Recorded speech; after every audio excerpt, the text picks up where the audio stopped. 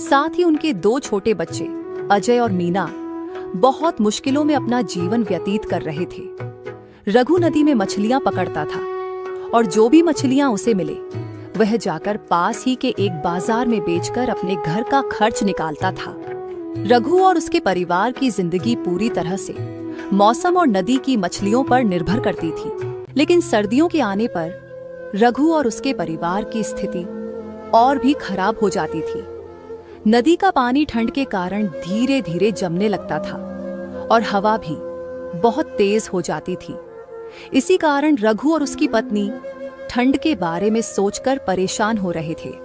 रघु अपनी पत्नी से कहता है, भाग्यवान, लगता है इस बार भी ठंड बहुत बढ़ने वाला है। पता नहीं मछलियां पकड़ भी पाऊंगा या नहीं।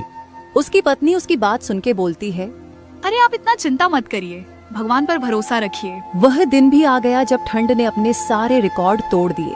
दिसंबर का महीना था और ठंड की लहर ने पूरे गांव को अपनी गिरफ्त में ले लिया। लेकिन बेचारे रघु को इतनी सर्दी में भी नदी में जाकर मछलियां पकड़नी थी।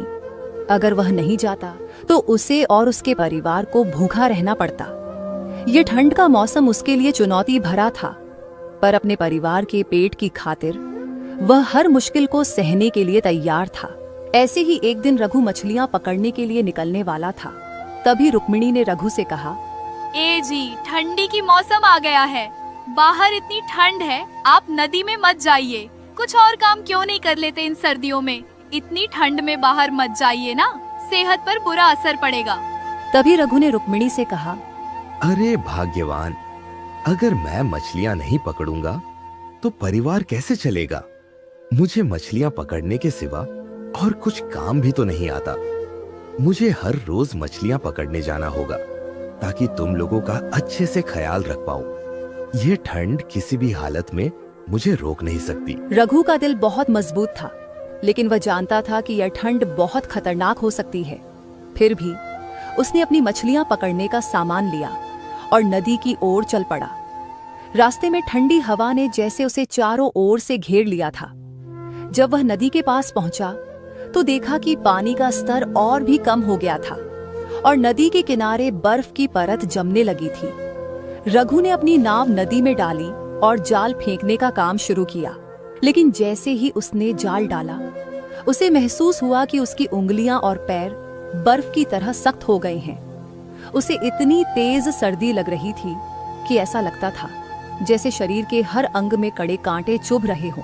ठंडी हवाएं बर्फीली हो चुकी थीं और रघु की सांसें तक जमने लगी थी। इस कड़ाके की ठंड ने उसे इस कदर जकड़ लिया था कि उसकी आंखें भी जलने लगी थीं। मगर रघु ने हार नहीं मानी और मछलियां पकड़ने का काम जारी रखा। दिन भर जाल खींचते खींचते भी उसे एक भी मछली नहीं मिली। रघु बहुत निराश हो गया था।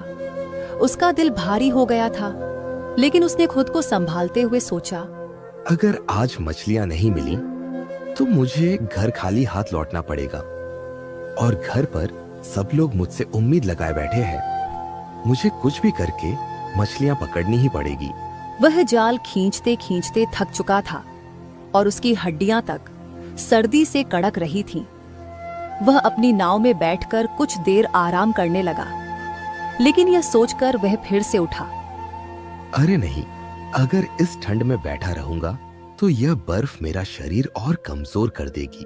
तभी नदी के पास एक बूढ़ा साधु पहुंचा। वह साधु हर रोज नदी के किनारे बैठकर ध्यान करता था। साधु रघु को बहुत देर से देख रहा था और समझ गया कि रघु बहुत मेहनत कर रहा है, लेकिन मेहनत के चलते उसकी हालत बहुत खराब हो चुकी है। उसने रघु को पास बुलाया और कहा, बेटा, इतनी ठंड में क्यों खुद को कष्ट दे रहे हो? मछलियों के बिना जीवन नहीं रुकता। तुम्हें खुद की सेहत का ध्यान रखना चाहिए। रघु ने जवाब दिया, साधु बाबा, अगर मैं मछलियां नहीं पकड़ूंगा तो मेरे परिवार को भूखा रहना पड़ेगा। मेरी पकड़ी हुई मछलियों पर ही हमारी पूरी जिंदगी टिकी है। साधु ने रघु की बात सुनी और मुस्कुराते हुए कहा, तुम सच में बहुत मेहनती हो, लेकिन जीवन का सबसे बड़ा सुख स्वास्थ्य है। स्वास्थ्य है तो सब है बेटा। साधु की बात सुनकर रघु थोड़ा भावुक हो गया। लेकिन अपनी जिम्मेदारी को याद करके उसने फिर से जाल पानी में फेंक दिया। लेकिन इस बार आश्चर्यजनक रूप से जाल में कई बड़ी मछलियां फंसी हुई थीं। रघु की आंखों में आंसू थे, क्योंकि इतनी देर मेहनत करने के बाद उसे आखिरकार मछलियां मिली। अब वह इन्हें बेचकर घर के लिए राशन ले सकता था। उसने साधु की तरफ देखा और सोचा, यह जरूर साधु महाराज की ही कृपा होगी जो मुझे इनके आते ही इतनी सारी मछलियां मिल गई। यह सोचते हुए रघु ने साधु को धन्यवाद किया और घर की ओर निकल गया। रघु जब घर लौट रहा था तो रास्ते में उसने सोचा कि इस ठंड में भी भगवान ने मेरी मदद की। मुझे आज की इतनी ठंड में मेहनत के बाद यह एहसास हुआ कि कभी कभी मुझे अपनी सेहत पर भी ध्यान देना होगा, क्योंकि मेरे सिवा मेरे परिवार का कमाने वाला और कोई भी नहीं है। ठंड का कहर बहुत भीषण था। ठंड की वजह से बेचारे की हालत भी खराब हो रही थी। वह जैसे तैसे घर पहुंचा। घर पहुंचने पर रुक्मिणी और बच्चे रघु को देखकर बहुत खुश हुए। रघु ने उन्हें बताया कि उसे नदी किनारे एक साधु बाबा मिले थे और उन्हीं की कृपा से आज उसे इतनी बड़ी मछलियां मिली। इस पर रुक्मिणी ने कहा, यह ईश्वर की कृपा से हुआ है। ईश्वर हम जैसे गरीबों को कभी अकेला नहीं छोड़ते। ए जी, आप सही कहते थे कि मेहनत कभी बेकार नहीं जाती। उस दिन रघु और उसके परिवार ने गर्म गर्म खाने का आनंद लिया और ठंड को लेकर अपनी चिंताओं को भूल गए। रघु ने सोते हुए सोचा, हे भगवान, आज ही की तरह आप रोज मुझ गरीब पर कृपा करना, ताकि मैं अपने परिवार का पेट पाल सकूं। अगले दिन रघु फिर से मछली पकड़ने के लिए तैयार हुआ, लेकिन सर्दियों की कड़ी ठंड ने गांव में अपना कहर बरसाना शुरू कर दिया था। रघु ने पिछले दिनों सीखा था कि मेहनत और भगवान पे विश्वास रखने से कोई भी कठिनाई से बाहर निकला जा सकता है। रघु मछली पकड़ने के लिए जाने वाला था, लेकिन वह महसूस कर रहा था कि ठंड बहुत ज्यादा बढ़ने लगी है और इतनी ठंड में मेरे लिए नदी में मछलियां पकड़ने जाना खतरा भी हो सकता है। कुछ देर बाद रघु बिना ठंड की परवाह किए अपने परिवार के खातिर मछली पकड़ने के लिए तैयार हो गया। जब रघु घर से बाहर निकलने के लिए तैयार हुआ, तब रुक्मिणी ने एक बार फिर उसे रोका और कहा, ए जी, बाहर इतनी ठंड है, क्यों इतना जोखिम उठा रहे हो? वह जानती थी कि ठंड कितनी भयंकर हो सकती है, लेकिन रघु ने अपनी पत्नी को समझाते हुए कहा, रुक्मिणी, अगर मैं घर पर रहकर बैठा रहा तो हम कैसे जिएंगे? ये ठंड चाहे जैसी भी हो, मुझे तो अपनी जिम्मेदारियां निभानी ही पड़ेंगी ना। रुक्मिणी ने उसे समझाते हुए कहा, लेकिन आप देख ही रहे हो बाहर कितनी ठंड है। नदी का पानी बर्फ जैसा जम चुका होगा। ऐसे में बाहर जाना आत्महत्या करने जैसा हो सकता है। रघु ने अपनी पत्नी की चिंता को समझा, लेकिन उसने अपना निर्णय नहीं बदला और रघु आत्मविश्वास से बोला, अरे, तुम चिंता क्यों करती हो? मेहनत और ईमानदारी से किया गया काम कभी व्यर्थ नहीं जाता। भगवान हमारी मदद जरूर करेंगे। यह कहकर रघु अपनी जरूरत का सामान लेकर नदी की ओर बढ़ गया। रास्ते में उसे बर्फीली हवाओं का सामना करना पड़ा। इतनी तेज हवा में रघु की सांसें जैसे ही बाहर निकलती बर्फ की तरह जमने लग। वह सोच रहा था, क्या इस बार ठंड इतनी तेज होगी कि मेरी मेहनत भी बेकार हो जाएगी? हे भगवान, अब सब कुछ आपके भरोसे है। नदी के पार पहुंचते ही रघु ने देखा कि पानी का स्तर कम हो गया था। नदी का पानी हल्के हल्के बर्फ के टुकड़ों में बदल चुका था। फिर भी रघु ने अपनी नाव पानी में डाली और जाल फेंकने की तैयारी की। वह धीरे धीरे जाल को डालने जा ही रहा था कि उसे दूर खड़ी एक बूढ़ी औरत नदी के किनारे दिखाई दी। रघु उसके पास नाव लेकर गया और उस बूढ़ी औरत को गौर से देखा और पाया कि बूढ़ी औरत ठंड से कांप रही थी। उसकी आंखों में बहुत गहरी उदासी और थकान थी। रघु उसकी ओर बढ़ा और उसकी मदद करने के लिए पूछा, अरे चाची, क्या आप ठीक हैं? आप इतनी ठंड में यहाँ क्यों खड़ी हुई है? महिला ने बहुत ही धीमी आवाज में कहा, बेटा, मैं बहुत थक गई हूँ। मेरा घर नदी के दूसरे किनारे के पास है और इस ठंड में मैं वहाँ नहीं जा सकती। रघु ने महिला की हालत देखकर बिना कोई समय गवाए उसे अपनी नाव में बैठने के लिए कहा। महिला की हालत देखकर रघु को एहसास हुआ कि उसे तुरंत बूढ़ी औरत की मदद करनी चाहिए। रघु ने सोचा, अगर इस बूढ़ी औरत की सही समय पर मदद नहीं की तो शायद ये बूढ़ी औरत मर भी सकती है। रघु ने महिला को नाव में बैठाया और कहा, चाची, आप चिंता मत कीजिए, मैं आपको नदी पार करा दूंगा, आप आराम से बैठ जाइए। रघु बूढ़ी औरत को यह बोल के नदी पार कराने ले गया और साथ ही वह दुखी मन से सोचने लगा, हे भगवान, इस बूढ़ी औरत को भी मदद की जरूरत है और इधर कुछ समय के बाद शाम भी हो जाएगी और मैंने अभी तक एक भी मछली नहीं पकड़ी। पता नहीं आज का गुजारा कैसे होगा। यही सब सोच सोच के रघु धीरे धीरे अपनी नाव को नदी के पार ले जाने की कोशिश करने लगा। कुछ देर बाद जब वह नदी के दूसरे किनारे पर पहुंचा, बूढ़ी औरत ने उसे धन्यवाद दिया। बेटा, तुमने मेरी जान बचाई है। इस ठंड में किसी ने मेरी मदद नहीं की थी। थोड़ी ही दूर मेरा घर है, मैं अब खुद चली जाऊंगी। तुम्हारी मदद से मुझे एहसास हुआ कि अच्छाई अब भी इस दुनिया में जिंदा है। रघु ने मुस्कुराते हुए कहा, अरे, आपको शुक्रिया कहने की कोई जरूरत नहीं है चाची, ये तो मेरा फर्ज है।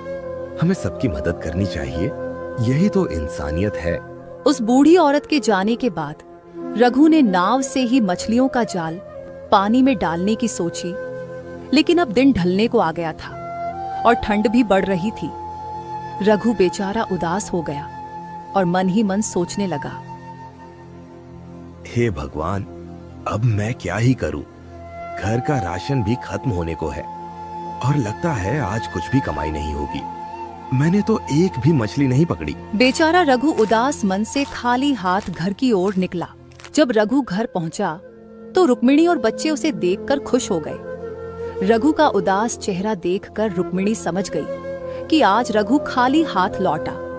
रुक्मिणी तुरंत रघु से बोली, ए जी, क्यों इतना उदास चेहरा बना रहे हो? अभी घर का राशन खत्म नहीं हुआ है, हम जैसे तैसे आज की रात निकाल लेंगे। ये बात सुनकर रघु को थोड़ी राहत मिली। रघु ने रुक्मिणी को सारी बात बताई कि उसने आज पूरा दिन क्या किया और आज खाली हाथ क्यों लौटना पड़ा। रुक्मिणी ने कहा, आपने बहुत अच्छा किया, आपकी मदद से उस बेचारी बूढ़ी औरत की जिंदगी बच गई। अगले दिन रघु फिर से मछली पकड़ने के लिए नदी में जाने के लिए तैयार होता है। आज थोड़ी पिछले दिनों के मुकाबले ठंड कम थी और यह देखकर रघु के मन में थोड़ी उम्मीद आ रही थी और रुक्मिणी भी यह देखकर जैसे तैसे घर में बचा हुआ कुछ खाने का सामान उसे देकर भेज देती है। रघु ये सब लेकर मछली पकड़ने निकल जाता है और मन ही मन सोचता है, पता नहीं भगवान आज क्या परीक्षा लेगा। जो भी हो, बस घर चलाने लायक कुछ जुगाड़ कर देना भगवान। यह सोचते सोचते रघु नदी किनारे आ जाता है और अपनी नाव लेकर मछली पकड़ने नदी के बीच में चला जाता है। कुछ समय की कड़ी मेहनत के बाद रघु ने ढेर सारी मछलियां पकड़ ली। थोड़ी देर बाद रघु खुशी खुशी मछलियां लेकर घर की ओर निकलता है। तभी उसके सामने वही साधु बाबा आ जाता है और रघु से बोलता है, बेटा, क्या तुम मुझे अपनी मछलियां दे सकते हो? मेरे आश्रम के बच्चे भूखे हैं और मैं उन लोगों के लिए आज कुछ भी खाने का बंदोबस्त नहीं कर पाया। साधु महाराज की बात सुनकर रघु बड़ी परेशानी में पड़ गया था। अब बेचारा करता तो क्या करता। रघु सोचने लगता है, यह तो वही साधु महाराज है जिन्होंने मेरी एक दिन मदद की थी। अब मैं उनकी बात को मानने के सिवा और कुछ भी नहीं कर सकता, नहीं तो मुझे पाप लगेगा। लेकिन मुझे अपने घर की भी तो चिंता करनी होगी। रघु ये सब सोच ही रहा था, तभी साधु बोला, बेटा, तुम मुझे थोड़े से मछलियां दे दो। पूरी की पूरी देने की जरूरत नहीं है, तुम्हें भी तो अपना घर चलाना है। यह सुनकर रघु को थोड़ी सी राहत मिली और वह अपनी मछलियां साधु महाराज को देकर अपने लिए कुछ मछलियां ले गया। असल में साधु रघु को परख रहा था। साधु रघु को हमेशा नदी में कड़ी मेहनत करते हुए देखता था और इसीलिए साधु रघु की कुछ मदद करना चाहता था। लेकिन बिना यह जाने कि रघु अच्छा इंसान है या बुरा, साधु रघु की मदद नहीं कर रहा था। साधु देखना चाहता था कि रघु के मन में दूसरे के लिए कितनी उदार भाव रखता है। रघु के घर लौटते ही रुक्मिणी बोली, ए जी, अच्छा हुआ आज खाली हाथ नहीं लौटे, कुछ तो मिला आखिरकार। पर आप ये आज मछलियाँ बेचने बाजार क्यों नहीं गए? तभी रघु ने रुक्मिणी से कहा, अरे भाग्यवान, इतने से मछलियां कहाँ बेचने ले जाओ। वैसे भी घर में कुछ तो राशन है ही, और आज साथ में ये मछलियां ही पका के खाते हैं। और ऐसे ही रात को सब लोग एक साथ खाना खाकर सो गए। ऐसे ही कुछ दिन बीत जाने के बाद एक दिन सुबह जब रघु और उसकी पत्नी नींद से उठे तो उन्होंने देखा कि बहुत जोर की बारिश हो रही थी और बारिश के कारण ठंड मानो 2 गुना बढ़ गई हो। दोनों बारिश को देखकर थोड़े निराश जैसे लग रहे थे और तभी रघु उदासी भरी आवाज में बोला, अरे भाग्यवान, ये सब क्या हो रहा है हमारे साथ? हर दिन हमारी समस्या बढ़ती ही जा रही है। इतनी मुश्किल क्या कम थी जो आज बारिश भी हो गई? अब इतनी ठंड में मैं कैसे मछलियां पकड़ने जाऊंगा? कल तो जैसे तैसे मैंने कुछ इंतजाम किया था, लेकिन आज मैं क्या करूं? रुक्मिणी रघु की बातें सुनकर थोड़ी भावुक हो जाती है और बताती है, आप यूं उदास मत होइए ना, भगवान पर भरोसा रखिए। ऐसे ही दोनों उदासी से भरे मन से एक दूसरे से बात कर रहे थे और पूरा दिन बारिश होती रहती है और शाम भी होने को है। तभी वही पहला वाला साधु बारिश से बचने के लिए उनके चौखट पर आ गए और फिर साधु ने उन दोनों से रात बिताने के लिए आश्रय मांगा। बच्चों, क्या मैं आज की रात यहाँ रुक सकता हूँ? क्योंकि बारिश तो रुकने का नाम ही नहीं ले रही और ऊपर से बाहर बहुत ठंड भी है। साधु मानो फिर से रघु की परीक्षा लेने की मंशा से उसके घर पर आया था और तभी रघु साधु की मदद करने के लिए मान जाता है। अंदर आइए साधु महाराज, बाहर बहुत बारिश हो रही है और ठंड भी बहुत है। लेकिन रुक्मिणी थोड़ा हिचकिचाती है और मन में सोचती है, एक तो घर में राशन भी कम है और खाली बिस्तर भी नहीं है और अब साधु महाराज आ गए। फिर भी रुक्मिणी रघु की वजह से मान जाती है और साधु को अंदर बुलाती है। रघु के घर में राशन भी खत्म होने लगा था और आज तो बारिश की वजह से रघु मछलियां भी पकड़ने नहीं जा पाया और बच्चों के चेहरे पर भी भूख की लकीरें साफ झलक रही थीं। रुक्मिणी ने रघु से कहा, ए जी, घर में तो राशन भी खत्म होने को है और आपने साधु महाराज को भी यहाँ बुला लिया। इतने लोगों का खाना कैसे जुगाड़ हो पाएगा?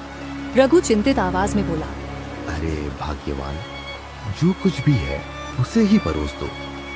हम मिल बांट के खा लेंगे और अगर खाना कम पड़े तो हम लोग नहीं खाएंगे। तुम बच्चों और साधु महाराज को ही दे देना। साधु उन दोनों की बातें सुन रहा था और एक हल्की सी मुस्कुराहट के साथ उनकी तरफ देख रहा था। खाना कम पड़ने की वजह से रुक्मिणी ने साधु और बच्चों को ही खाना दिया और रघु और रुक्मिणी भूखे रहे। साधु यह सब जानते हुए भी अनजान बना हुआ था, मानो वह उन दोनों की परीक्षा ले रहा हो। फिर बाद सब लोग सोने चले गए और तभी ने देखा कि साधु के बगल में सोने के सिक्कों से भरी एक पोटली थी। रुक्मिणी ने तुरंत रघु को जगाया और बताया, अरे देखिए ना, साधु महाराज के पास कितना धन है। तभी रघु ने रुक्मिणी से कहा, भाग्यवान, साधु महाराज को बहुत से अमीर लोग दान के रूप में धन देते ही रहते हैं। यह भी शायद किसी ने उन्हें दान किया होगा। और वैसे भी साधु महाराज धनों से अपने आश्रम के बच्चों का पेट पालते हैं और उन्हें शिक्षा देते हैं। रघु और रुक्मिणी की आर्थिक अवस्था इन दिनों ठंड की मौसम की वजह से खराब होती जा रही थी। रघु का काम भी अच्छा नहीं चल रहा था और इसी बुरी परिस्थिति के मारे रुक्मिणी के मन में लालच आ गई थी। रुक्मिणी ने रघु से कहा, ए जी, थोड़ी सी सिक्के हम रख लेते हैं, साधु महाराज को पता नहीं चलेगा और हमारी भी थोड़ी सी जरूरत पूरी हो जाएगी। वैसे भी साधु महाराज को इतना धन की आवश्यकता नहीं होती होगी। रघु थोड़ा गुस्से में रुक्मिणी से कहा, अरे तुम क्या पागल हो गई हो? ये क्या करने की सोच रही हो? हमें पाप लगेगा। वो उनका दान में पाया हुआ धन है। साधु को यह सब कुछ सुनाई दे रहा था और वह सोने का नाटक कर रहा था। कुछ देर बाद रुक्मिणी के बहुत समझाने पर रघु आखिरकार बुरी परिस्थितियों के चलते रुक्मिणी की बात मान लेता है और दोनों चुपके से कुछ सिक्के रख लेते हैं। ऐसे ही कुछ देर बाद सुबह हो जाती है और साधु उन दोनों से विदा लेकर निकल जाता है। रघु भी कुछ देर बाद मछलियां पकड़ने के लिए नदी की ओर निकल जाता है। ऐसे ही कुछ दिन बीत जाते हैं। साधु से चुराए हुए सिक्कों से रघु और उसके परिवार की जिंदगी थोड़ी बेहतर हो गई थी और धीरे धीरे ठंड भी कम हो रही थी। रघु अब रोज बिना मुश्किल के 2-4 मछलियां पकड़कर लाता था और बाजार में बेच देता था। ऐसे ही उनकी जिंदगी खुशी से चल रही थी। एक दिन रघु मछलियां पकड़ने नदी जा रहा था और तभी रास्ते में उसे साधु दिखाई दिया। साधु को देखकर रघु थोड़ा घबरा गया और वहां से भाग आया। साधु यह सब देख लेता है और रघु को देख के साधु के चेहरे पर एक हल्की सी मुस्कुराहट होती है। कुछ समय बाद रघु घर लौटकर देखता है कि रुक्मिणी बहुत घबराई हुई है। रघु ने तुरंत रुक्मिणी से पूछा, अरे भाग्यवान, क्या हुआ? क्यों इतना घबराई हुई हो? रुक्मिणी ने घबराई हुई आवाज में कहा, अरे देखिए ना, क्या हो गया हमारे बेटे को? ये कुछ भी नहीं बोल रहा है और उठ भी नहीं रहा। रघु का बेटा अजय बहुत बीमार था और वह बिस्तर पर लेटा हुआ था, कुछ भी नहीं बोल रहा था। तभी रुक्मिणी बोलती है, ए जी, आप जल्दी जाइए ना, वैद्य जी को बुलाकर लाइए। रघु दौड़ते हुए वैद्य जी को बुलाकर लाता है और वैद्य जी अजय को देखकर बोलते हैं, अरे रघु, ये बहुत बीमार है, इसका इलाज यहाँ नहीं हो पाएगा। उसको जल्दी से शहर ले जाओ इलाज के लिए। मुझे तो इसकी बीमारी ठीक से समझ ही नहीं आ रही है। दिखने में तो ठीक जैसा लग रहा है, लेकिन अंदर से ये बहुत बीमार है। वैद्य जी की बात सुनकर दोनों चिंता में पड़ गए। दोनों ने सोचा कि अपने बेटे को शहर के अस्पताल में ले जाएं, लेकिन उनके पास इतना पैसा नहीं था। रुक्मिणी बोली, ए जी, आप जाओ ना, किसी से उधार मांग के लाओ, नहीं तो हमारे बेटे का इलाज नहीं हो पाएगा। रघु तुरंत गांव में अपने पड़ोसियों से उधार मांगने के लिए गया। कहीं से भी वह पैसे का बंदोबस्त नहीं कर पाया। किसी के पास पैसे नहीं थे तो कोई उसे पैसे उधार नहीं देना चाहता था। रघु उदास मन से घर लौटा। रुक्मिणी ने रघु को देखकर तुरंत पूछा, क्या हुआ? पैसे मिले या नहीं मिले? रघु उदासी भरी आवाज में बोला, नहीं भाग्यवान, मैंने बहुत कोशिश की, लेकिन मैं पैसे जुटा नहीं पाया। कुछ समय तक कहीं से भी पैसे का बंदोबस्त नहीं होने पर रुक्मिणी के मन में साधु का ख्याल आया और रुक्मिणी बोली, ए जी, आप जल्दी से जल्दी जाकर साधु महाराज से कुछ उधार लेके आइए ना। रघु गुस्से में बोला, साधु से? अरे क्या कह रही हो? साधु से कैसे उधार मांगने जा सकता हो? और वैसे भी साधु से जो सोने के सिक्के हमने चुराए थे, उसी का पाप हमारे बेटे को लगा है। वो कहते हैं ना, माँ बाप के पाप बच्चों को लगते हैं। दोनों ये सोचते हुए हताश हो गए और उन्होंने अपने बेटे की ओर देखा। अपने बेटे की हालत देखकर उनसे रहा नहीं गया और फिर कुछ समय बाद दोनों आपस में बात करके साधु महाराज से उधारी मांगने के लिए निकल गए। बीमार बेटे को छोड़कर उन्होंने अपनी बेटी से कहा कि वह अपने भाई का ख्याल रखे। फिर दोनों साधु के पास चले गए। दोनों ने देखा कि साधु महाराज एक पेड़ के नीचे ध्यान लगा रहे थे। दोनों जाकर साधु के सामने खड़े हो गए और साधु के ध्यान से जागने का इंतजार करने लगे। कुछ समय बाद जब साधु ध्यान से जगा तो उसने उन्हें देखा और पूछा, क्या हो गया? तुम दोनों इतनी घबराए हुए क्यों आए हो? दोनों ने अपने बीमार बेटे के बारे में बताया और साधु से कुछ सोने के सिक्के उधार मांगे। तभी साधु मुस्कुराते हुए बोला, क्यों? उस दिन भी तो थे। रघु और रुक्मिणी के चेहरे पर खामोशी छा गई। रघु ने साधु से पूछा, बाबा, आप कौन से दिन की बात कर रहे हैं? मुझे कुछ समझ नहीं आया बाबा। तभी साधु बोला, बेटा, मैं जो उस दिन तुम लोगों के घर में ठहरा था और तुम दोनों ने जो मुझसे कुछ सिक्के लिए थे, याद आया कुछ? दोनों यह बात सुनकर हक्के बक्के रह गए। उन्हें समझ आ गया कि उस दिन जो हुआ था वह सब साधु को पहले से ही पता था। दोनों को इस तरह देख साधु बोला, घबराने की जरूरत नहीं है। मैं तुम लोगों से नाराज नहीं हूं। माना तुम लोगों ने गलत काम किया था, लेकिन वो सब तुम लोगों ने अपनी बुरी परिस्थिति के कारण किया था। तुम लोग बुरे इंसान नहीं, बस बुरे तुम्हारे हालात थे। ये सुनकर रघु और रुक्मिणी ने साधु से माफी मांगी और वे शर्मिंदा होकर घर लौट जाने की सोचने लगे। और रुक्मिणी बोली, हमें माफ कर दीजिए साधु महाराज, हमसे बहुत बड़ी गलती हुई है। हम अपनी गलती का प्रायश्चित जरूर करेंगे और आपसे चुराए हुए सिक्के आपको वापस कर देंगे। अभी हम चलते हैं, हमारे बेटे को हमारी जरूरत है। रघु रुक्मिणी के बात से हामी भरी और बोला, जी बाबा, हमें माफ कर दीजिए, अभी हम चलते हैं। हमारे बच्चे को हमारी जरूरत है।